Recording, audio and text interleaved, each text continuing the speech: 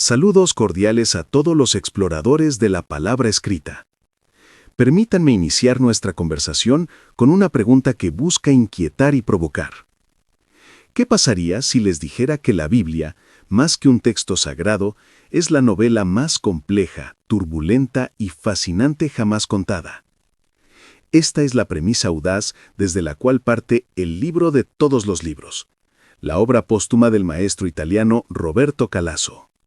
Para quienes no lo conocen, Calasso no fue un simple ensayista. Fue un cartógrafo de mitos, un arqueólogo de lo sagrado y uno de los intelectuales más eruditos de nuestro tiempo. Su pluma tenía la rara habilidad de navegar las aguas más profundas de la cultura occidental, revelando las corrientes subterráneas que conectan a Homero con Kafka y a los Vedas con el Génesis.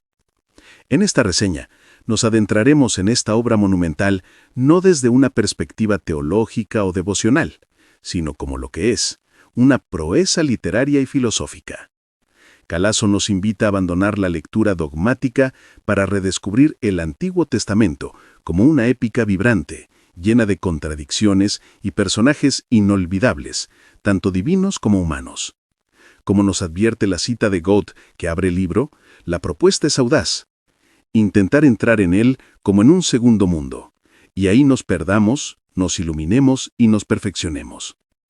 Acompáñenme a descubrir cómo el libro de todos los libros desafía nuestras concepciones y nos sumerge en la tensión narrativa que funda nuestra civilización. Es crucial entender desde el principio lo que esta obra no es. No encontrarán aquí un comentario teológico, un análisis histórico crítico, ni una exégesis tradicional. El proyecto de Calasso es radicalmente distinto.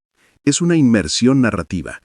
Su método consiste en volver a contar, en expandir, en habitar las historias del Antiguo Testamento para revivirlas como una épica palpitante, donde las motivaciones de los personajes, incluyendo a Yahvé, son exploradas con la profundidad de un novelista y la agudeza de un psicólogo. La ambición del autor se declara desde el título. Al nombrar su obra el libro de todos los libros, Calasso postula que la Biblia es el texto fundacional que contiene, en estado latente, todas las formas narrativas y todos los dilemas humanos que la literatura exploraría milenios después. Su libro no busca explicar la Biblia, sino revelar esa altísima tensión novelesca que se desprende de la turbulenta relación entre un Dios celoso y su pueblo elegido. Este libro, por lo tanto, no es para todos. Está dirigido a lectores que buscan un diálogo profundo y sin concesiones con estos relatos, a quienes están interesados en la mitología comparada, la filosofía y la psicología de los arquetipos divinos y humanos más allá del dogma. Para Calasso, las figuras de Abraham, Saúl, David y Salomón no son meros ejemplos morales, sino personajes trágicos de una complejidad abrumadora. Para entender su propuesta, debemos analizar los grandes temas que desentraña. Calasso organiza su exploración en torno a varios ejes temáticos que actúan como motores de la gran narrativa bíblica. A continuación, analizaremos los más significativos. La Torá como personaje viviente. En una de las jugadas más brillantes del libro, Calasso no comienza con la creación, sino con la preexistencia de la ley. La Torá es una de las 7 cosas creadas antes que el mundo, junto al Edén y la Jena. Dándole una personalidad propia, nos la presenta como un ser mítico, casi un personaje. Nos cuenta su origen. 974 generaciones antes de que el mundo fuera creado, fue escrita la Torá. ¿Cómo? Con fuego negro sobre fuego blanco. Era la hija única de Yahvé. Esta personificación es fundamental. Calasso nos muestra que la Torá no es solo ley, sino también sabiduría. No es una consejera pasiva, sino el artífice que asistió a Yahvé en la creación, calculaba las medidas, se encargaba de sellar las aguas, trazaba límites de arena, soldaba las junturas de los cielos. La sabiduría, nos dice Calasso citando las Escrituras, estaba con él, disponiendo todas las cosas. Su valor era tal que ante su exilio en la tierra, los ángeles protestaron. ¿Por qué quieres entregar esta joya bien guardada a un ser de carne y hueso? Al presentar la ley como un ser vivo, con una historia y una voluntad, Calasso cambia radicalmente el tono de la lectura. Lo que sigue, la creación, los pactos, las transgresiones, ya no se lee como un drama legalista, sino como el despliegue de un plan cósmico con una lógica mítica propia, estableciendo desde la primera página una atmósfera de extrañeza y profundidad. El drama de la elección, una gracia sin mérito. Uno de los conceptos más potentes que Calasso identifica es el de la elección divina. Lejos de ser una recompensa a la virtud, la elección en la Biblia es un acto abrupto, a menudo incomprensible, que no se basa en el mérito. Calasso sostiene que la elección es lo más antinatural, y precisamente por ello, la fuente principal del conflicto y el drama. Abraham es el ejemplo paradigmático. Fue elegido a los 75 años sin haber realizado ninguna hazaña memorable. La gracia precede a cualquier mérito, estableciendo una lógica donde el favor divino es un misterio, no una consecuencia. Saúl, en su elección como primer rey de Israel, no es un honor, sino una debilidad que Yahvé y Samuel conceden a regañadientes al pueblo. Su reinado nace viciado y se convierte en una condena marcada por el terror a Samuel, la sensación de abandono divino y el tormento de un espíritu maligno originado por Yahvé. Su amor y odio por David lo consumen hasta el punto de exclamar: «Clavaré a David a la pared». David es ungido instantáneamente por Samuel, sin un motivo declarado. Aunque es el gran elegido, su vida es una sucesión de tragedias. Lejos de ser un triunfo, la elección lo sumerge en el sufrimiento. Es perseguido, comete pecados atroces y sufre la humillación extrema de huir de Jerusalén con los pies desnudos y con la cabeza cubierta ante la rebelión de su propio hijo, Absalón. Para Calasso, la elección no trae paz, sino conflicto. Al concentrarse en lo que implica ser elegido, la Biblia desprende una altísima tensión novelesca. Los elegidos no son necesariamente buenos. Son simplemente aquellos que hacen avanzar la historia, a menudo a través del sufrimiento y la contradicción. El sacrificio, la separación y la sangre, la lógica inexorable del culto. Calasso nos sumerge en la lógica a menudo aterradora del culto a Yahvé, donde el sacrificio es el eje central de la relación con lo divino. Contrasta la famosa frase profética: «Misericordia quiero, y no sacrificio», con la realidad de un texto obsesionado con la sangre, las ofrendas y el exterminio ritual. Un caso de estudio por excelencia es el enfrentamiento entre Samuel y el rey Saúl. Saúl desobedece la orden de exterminar por completo a los amalecitas, perdonando la vida de su rey, Agag. La furia de Samuel es implacable, y sus palabras resuenan a través de los siglos como la quintesencia de la voluntad divina sobre el rito. Advierte que la obediencia vale más que un sacrificio y la docilidad más que la grasa de los carneros.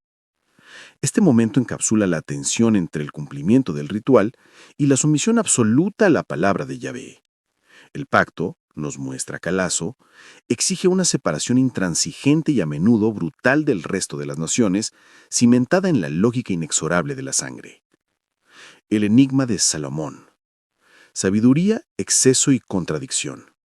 Si David fue el guerrero, su hijo, Salomón, representa su opuesto, el rey de la paz, la observación y el conocimiento.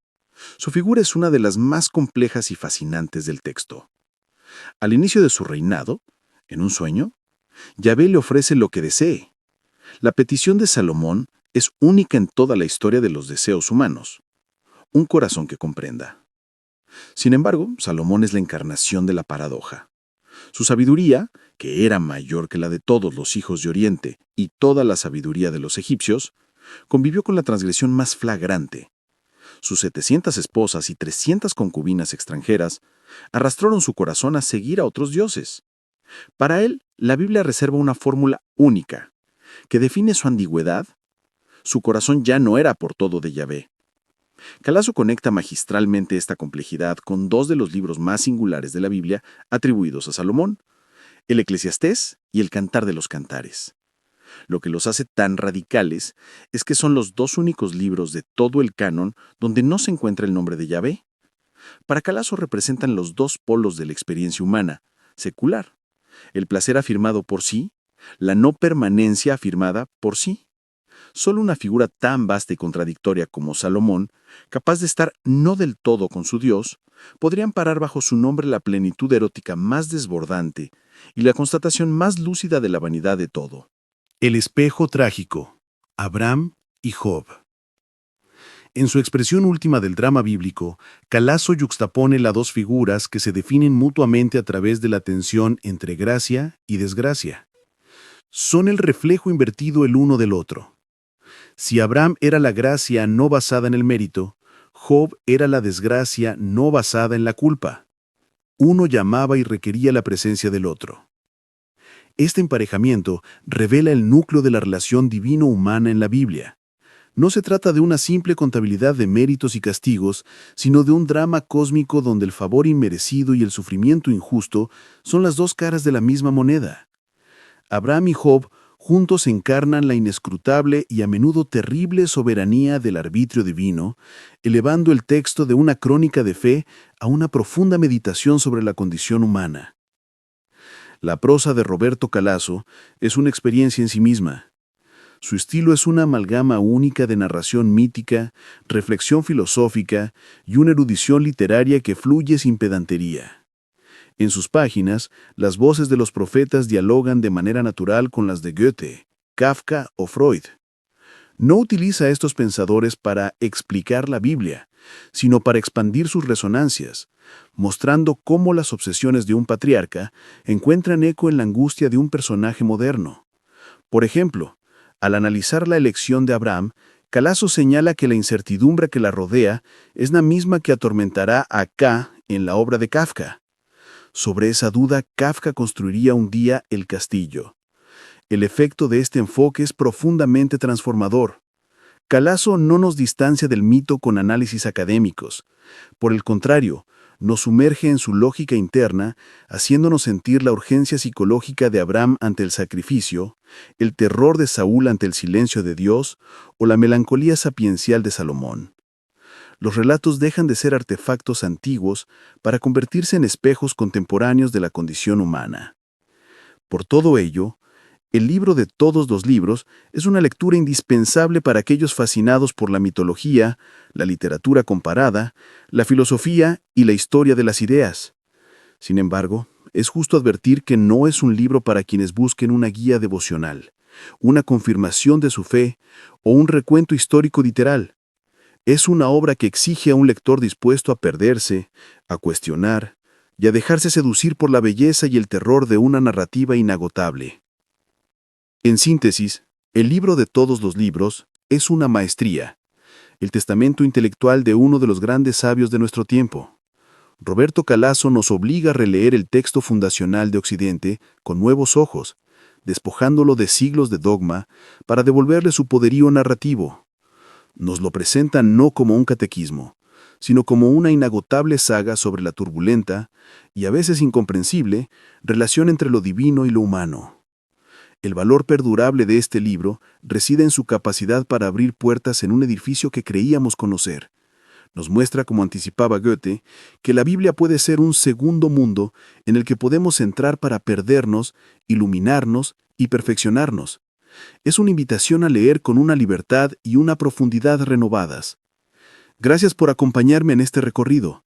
Si esta reseña ha despertado su interés, les animo a buscar la obra.